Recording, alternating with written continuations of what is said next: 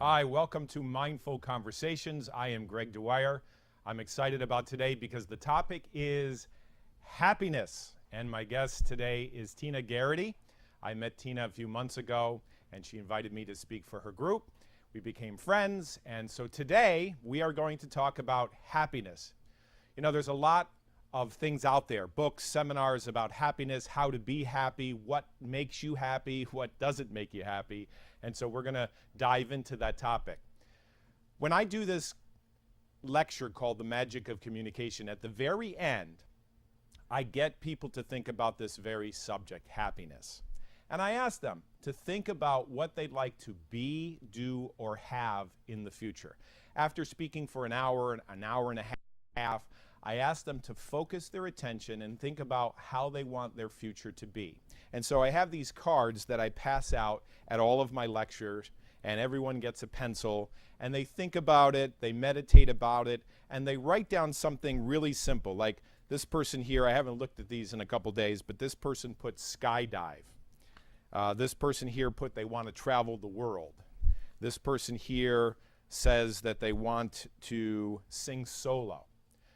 So we get people to focus on what they want, whatever it might be. And obviously they don't have it. They don't have it right now, but it's something they want in the future. Now here's what I've learned. A lot of times we think, right? We think that if we get to sing solo, or we get to travel, or we get to start a business, or whatever these things are, whatever you want, that we will feel happy, right? Have you ever had that happen to you where you want something, you have a goal, maybe it's to go to school, maybe it's to get married, maybe it's a job, maybe it's travel, and then you eventually get the thing that you wanted and you find yourself wanting more. You know, I find it when I order things from Amazon, or I order books or something, and I'm happy to order it, you know, and I'm happy to receive it, but then once you get it, that happiness doesn't last very long. So happiness probably isn't things, right? Because you have probably gotten things and then you don't feel happy. Happiness is not even money. Happiness is probably not even the thing that you're thinking about. It's not something that you get to, it's something that you are. It reminds me of a story, and I think this was on the Twilight Zone many years ago. It was about this guy who was a criminal. He robbed banks for a living. He was a very shady character. And eventually he dies. And he goes up to the pearly gates and he meets this character that looks like St. Peter. And St. Peter brings him in, and lo and behold, the place has a casino atmosphere. There's tables, there's one-armed bandits, and he's just playing cards, he's rolling dice, and he just feels at home. And he loves it. I mean, it's absolutely wonderful. And so the first day he goes and he plays blackjack, and he wins. It's great. And then he plays the slot machines, and he wins. And every single day it's the same thing. The next day it's the same thing. The next week it's the same thing. In a month it's the same thing. And he starts thinking about this, and he goes up to someone and he says, you know, every time I play cards, every time I play dice, every time I play the slot machine, I win. I didn't think this is what heaven would really be like. And St. Peter walks over to him and says, What did you say? He says, I'm winning every day. I'm winning this game and that game. There's no way I can lose here. I have everything. And he says, I didn't think heaven would be like this. And St. Peter says, no, you don't understand. This isn't heaven. This is hell. And that story has been in my mind for years. And I think the moral of the story is that happiness has nothing to do with living for self. In my presentation, The Magic of Communication, I talk about self and I talk about others. But I think if we live a life like this, where everything is about us, everything is about what we want, and everything is about what we think we can get to become happy, I think that we're not going to be happy. Life is not about living for self. That's just my opinion. Now, today, Tina's going to be on the show. We're going to talk about what happiness means to her. She also runs a happiness club, so we're going to dive into this. But I'm not an expert on happiness, but what I've observed in my own life and with other people is living for self, being selfish, only thinking about what you can get is not going to bring true happiness. There's another illustration that I talk about in my lecture, The Magic of Communication, and it's pretty simple. All of us, we have a map. We have this idea of how we see the world, how we think life should be. You know, we have the nice car, we have the nice family, we have the nice job, we have the savings, whatever this thing is, it's in our mind. Now, we might be over here. And the reality is we're not here. And so we're constantly comparing ourselves with the way we think things should be. We should have this, you know, we should have that. And we should all over ourselves because we're miserable, because we're over here and we really want to be over here. And there's this little tension between what we think life should be like and the way reality really is. This is our reality, and this is what we want, but we don't have it. And I think this is a recipe for unhappiness. Now, this can work out to our benefit. We can work towards this, and we can make this happen. It's not guaranteed. This is the goal. But if we think that once we get here, we're going to be happy, I know a lot of people that have a lot of money and they're not happy. I know people who have a lot of success and they're not happy. So what exactly is happiness? I think it has to do with two things. I think it has to do with growing, and I also think it has to do with contribution. Growing as a person and giving back. Remember the story of the guy who died. He lived his whole life for self, and when he died, he kept on winning, and he had everything he wanted, but it wasn't heaven, it was hell.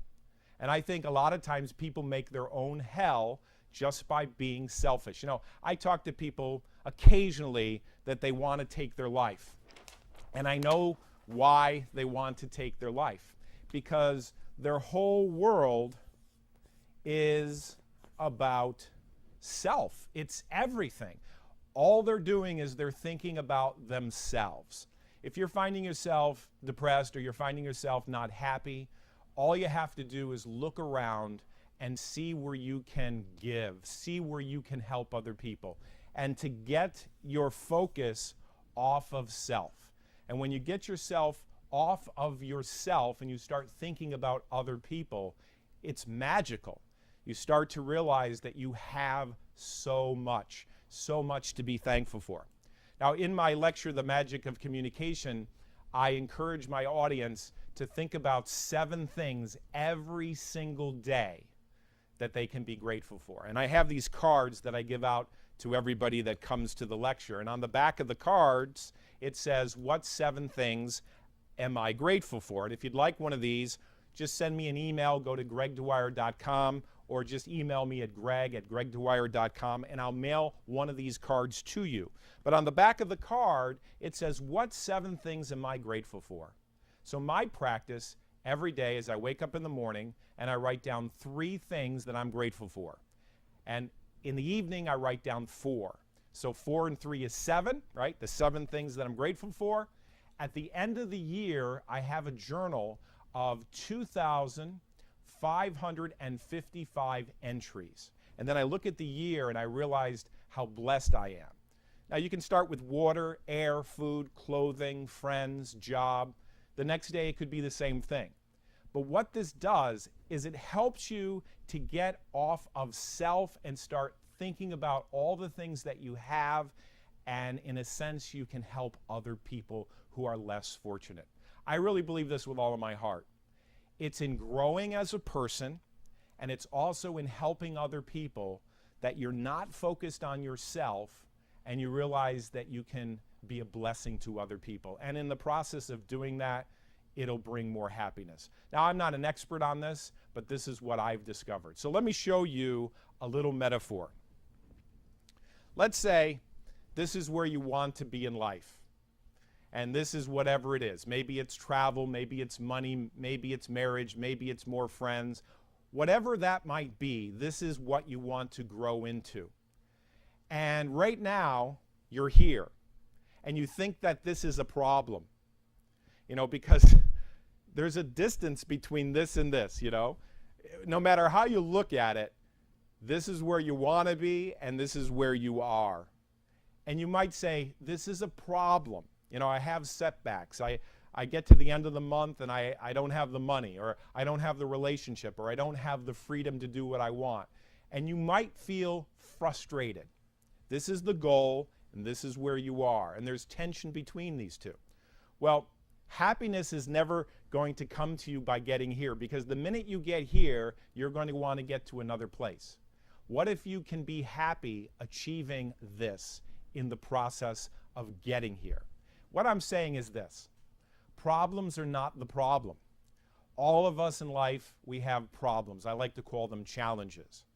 But challenges or problems have a way of causing us to grow. They really do.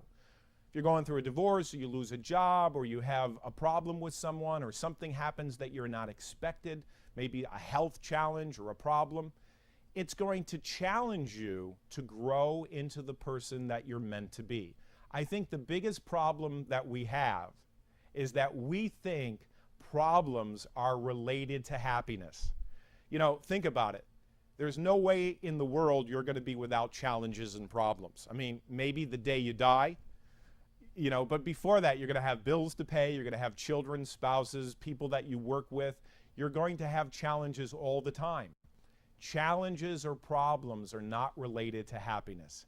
It's possible to have challenges and also to have problems and to still be happy. If you just focus on yourself, I believe, and we'll hear from Tina in a minute, I believe you're not going to be that happy. But the minute you focus on other people and you live your life to give back, and you realize how much you are grateful for, it will influence the way you see the world. So we will be back after this break with Tina Garrity. She's going to talk about the Happiness Club, and I'm going to ask her some questions to see if I got it right. And I hope that you're happy, and I hope that you'll come back and listen to what Tina has to say.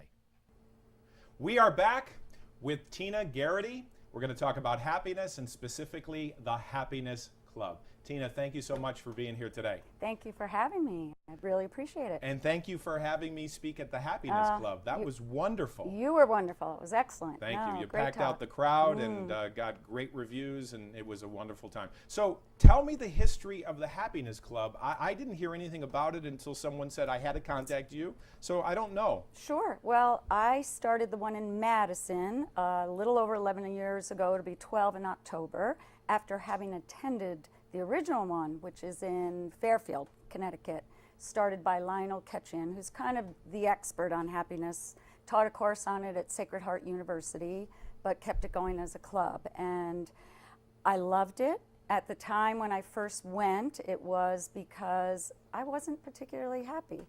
I'm married, I have 5 daughters, so about 13, 14 years ago, I was a stay-at-home mom. My older daughters were a couple in college, one in high school. The others were 12, twins, ready to go off to college. And I was beginning to think, what do I want to do? And I would wake up and I would not feel really happy. And I couldn't understand that because, like I think I heard you say, I had things. I had a beautiful home. I had a loving husband. I had these 5 beautiful daughters. I didn't have to go to work. I could be a stay-at-home mom. But yet I wasn't happy. So I began to think it was something outside of myself and that I needed to find that perfect job. I had been a teacher. I thought I'd go back to teaching. Something kept holding me back. I didn't know why, and I couldn't figure it out. I was talking with some women one day about feeling this way, and one of them said, gee, I've been finding this Happiness Club has been very helpful. And I said, what's a Happiness Club? She said, well, it's a meeting. These speakers come in. She said, I'll send you a notice and come with me the next time. I did exactly that. I went with her, and it was kind of like a light bulb went off in my head. I heard things that I know I've heard before. It wasn't new, but it just sounded true. And I proceeded to go to a couple of meetings. They were once a month, and I realized I was really enjoying what I was hearing. And I heard a speaker who talked about imagining things, like trying to figure out what you want to do.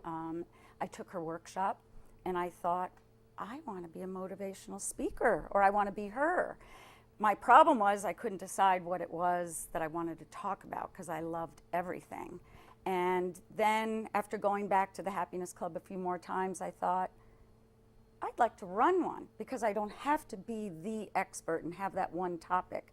I can hear all these different experts and let them, kind of like a little course I felt like I was taking all the time. And that's exactly what I did. I talked to Lionel Ketchian, asked if he cared, and he was thrilled because he believes happiness just needs to be spread. The subject of happiness, you know, this was before it kind of boomed, you know, and now it's boomed. But before then, and he was trying to spread it to everybody, so he was thrilled that I would even think to start one in another town. And now there's, about 140 nationwide, and even I think 1,000 worldwide because of other organizations now doing it. It's a hot topic. It's a hot topic. You go to the bookstore and you can see, you know, happiness being the subject. There are seminars on it. Absolutely. You mentioned that you were looking for happiness outside of you. Right. So I'm assuming you've come to the conclusion that it's an inside job? Absolutely. Okay. And how did you get that? How did you? Well, because like I said, I was thinking that I had to find something, and when I would find something, and I had even thoughts, and I did even hear this, that I wanted more all the time. It didn't seem to be, things didn't seem to be enough. Like I said, I had a lot of things already in my life and felt, you should be happy, Tina. Why aren't you happy? Why aren't these making you happy? And I began to realize because something in me was off. I was looking for like a self-fulfillment. And then as kind of time went on and I read and heard things, that I began to realize nothing out there is going to make me happy. It's my responsibility to find that. It's not the things or the people. Right. I have to come to that. So I began to kind of listen to that inner voice of, gee, what does Tina want? You know, and I heard you say being grateful. You know, I began to realize, wow, I really do have it really good. Right. You know, and why aren't I being grateful? I wasn't working at it. That was part of the problem. I was sitting in a pity pot. Yeah, yeah. You know? In my lecture, I talk about this gentleman, George Miller, and he focused on a report called the magical number 7, and he goes, you can't focus on this, all of that's going on.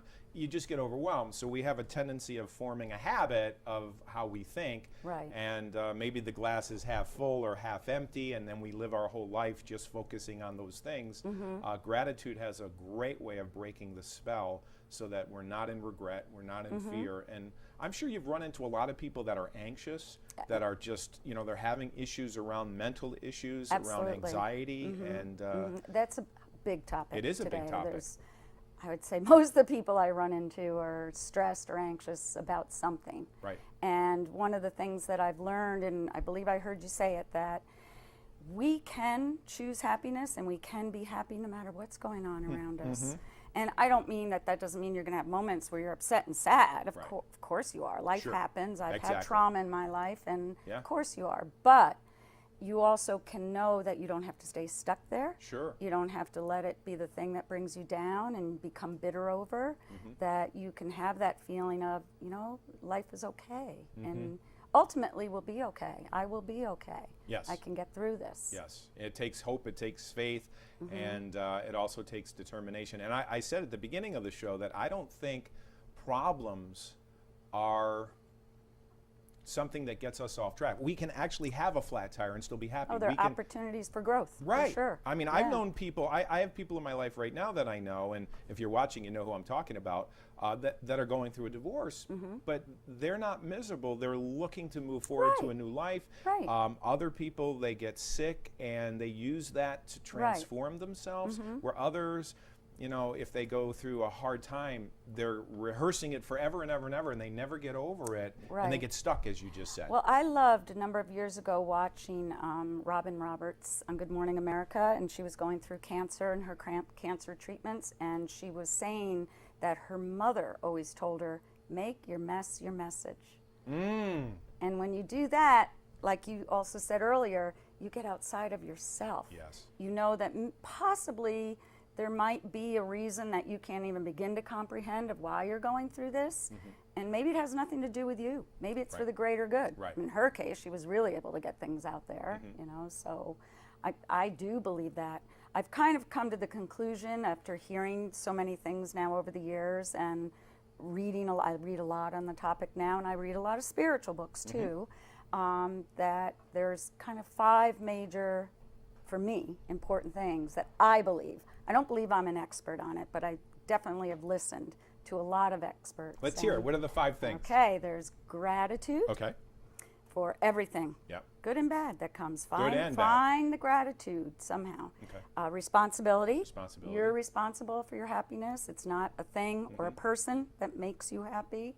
Acceptance, being able to accept these things that come along. I Sure. think that's where I think it's the Dalai Lama who said that's where most of our suffering comes from, not Sure. being able to accept. That's right. That's a biggie.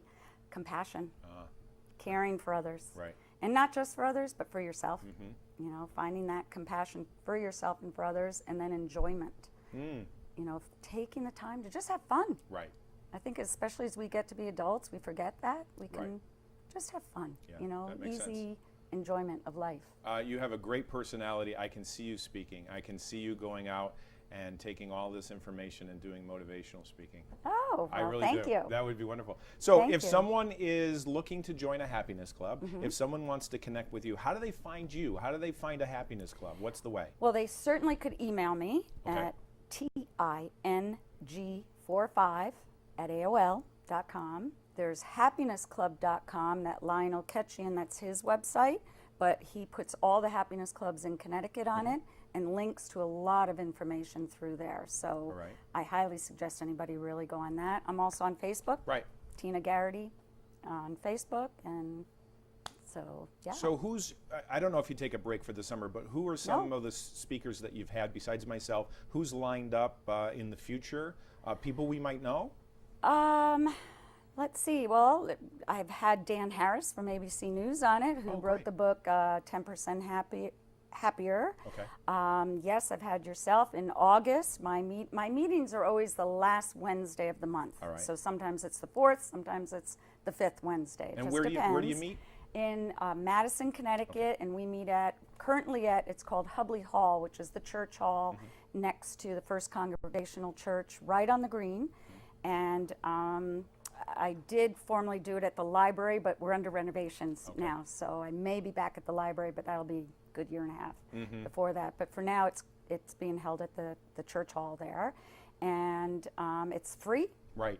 Anybody can come, and that's what I love about the happiness clubs. It's where else do you get to go and, you know, hear somebody, almost like I said, have a little college course, Right. hear them live for free, Right. you know, Right. and get some information. It was a wonderful experience for me. We are able to record it. People can watch it on my YouTube channel.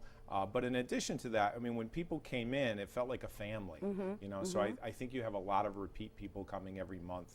I do. I have some people that have come off and on for the 11 and a half years that we've been doing it. I have new people all the time. You do? Okay. Yes, word is spread. You know, Right. it's. I think people either, like you said, want to continue to grow Right. and want to keep involved in things like this. A lot of like-minded people come, but there's also people searching, like myself when I first came. Right. You know, you're not quite happy, you don't know why, or you do know why. You just retired and you're miserable and you don't know what to do with yourself. You know, Yes. kind of feeling, or newly divorced and Yeah, sure. struggling, you know, so people come for all different reasons. You asked me about speakers. My upcoming one is Jennifer Greenwald at the end of August, and she is going to be speaking about Kundalini Yoga, Ah, and but a little in depth on it and what it means, Right. you know, not just the yoga itself.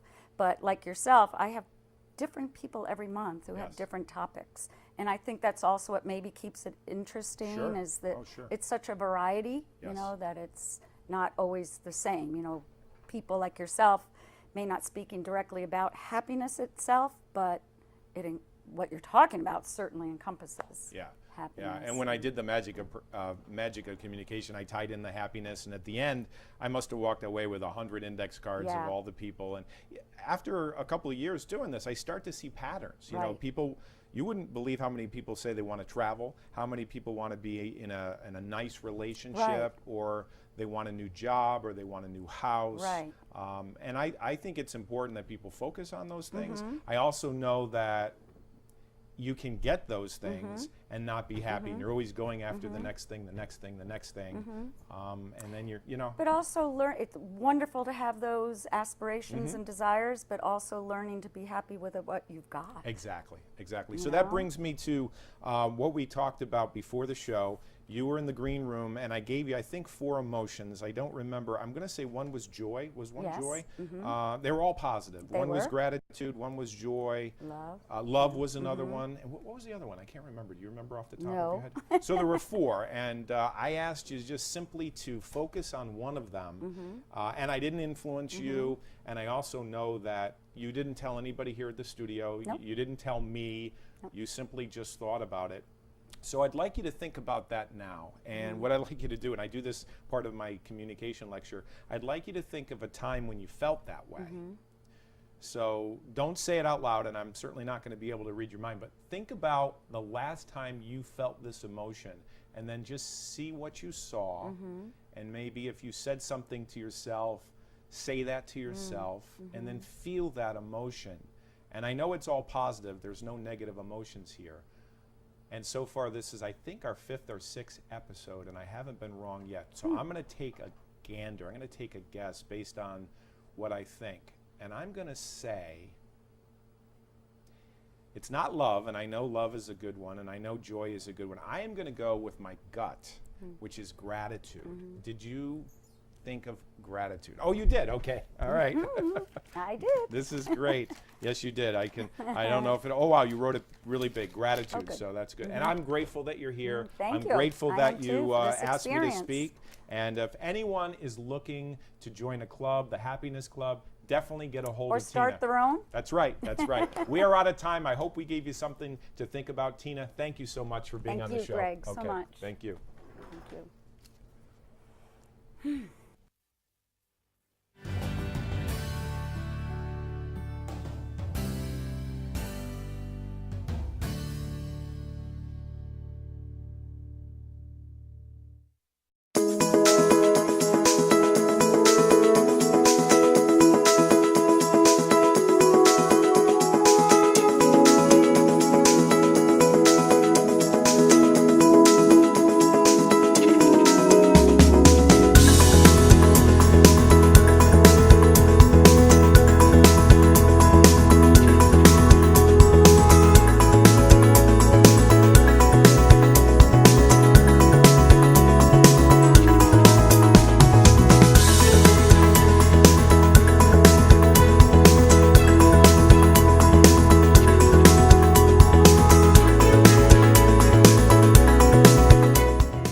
Welcome to the magic of communication.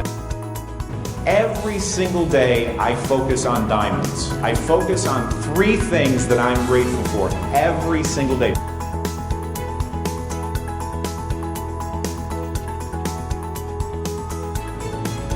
This is true. It actually becomes a self-fulfilling prophecy. What you focus on is what you get. Marketers prime people, salespeople prime people. Priming is scientifically proven that if you get a person to focus in a certain way, it's what they see. It's conditioning, it's priming that impacts how you communicate with yourself, first of all, and how you communicate with other people.